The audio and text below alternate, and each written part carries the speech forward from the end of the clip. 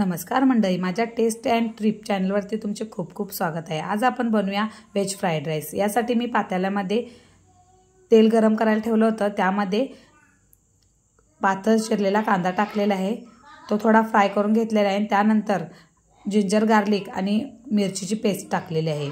मिरची पूर्णपणे ऑप्शनल आहे, तुम्हाला आवडत नसल्यास तुम्ही लाल मिरची पावडरही टाकू शकता। त्यानंतर मी पातळ चिरलेला कोबी टाकलेला आहे, तोही फ्राय करून घेतलेला आहे। त्यानंतर शिमला मिरची टाकलेली आहे, तीही फ्राय करून घेतलेली आहे। हे सर्व छान फ्राय करून घ्यायचं आहे। त्यानंतर आपल्याला यामध्ये पातळ चिरलेला गाजर टाकायचं आहे। हे गाजर तुम्ही किसूनही टाकू शकता। हे सर्व आपल्याला 1-2 मिनिटं फ्राय करून घ्यायचं आहे। याचा क्रंचीनेस आपल्याला तसाच ठेवायचा आहे। त्यानंतर आपल्याला यामध्ये स्प्रिंग ऑनियन टाकायचे आहेत, म्हणजे पातीचा कांदा टाकायचा आहे। तो फ्राय झाल्यानंतर आपल्याला यामध्ये आता सर्व सॉस टाकायचे आहेत। या ठिकाणी मी red chilli sauce, green chilli sauce, थोडंसं सोया सॉस आणि थोडंसं विनेगर टाकलेलं आहे। जर तुम्हाला आवडत असल्यास तुम्ही या ठिकाणी शेजवान सॉसही टाकू शकता।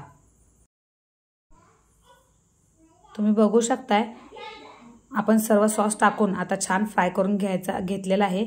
आणि त्यानंतर आपण जो 90% भात शिजवून घेतला होता तो यामध्ये टाकायचा आहे।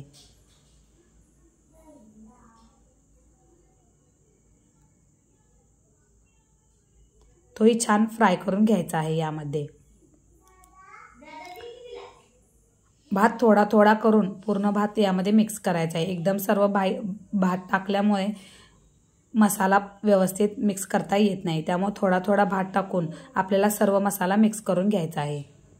आणि सगळ्यात शेवटी आपल्याला यावरती स्प्रिंग ऑनियन म्हणजे पातीचा कांदा टाकायचा आहे आणि आपला फ्राईड राईस तयार झालेला आहे। यामध्ये तुम्ही ॲडिशनल भाज्याही तुमच्या आवडीप्रमाणे टाकू शकता।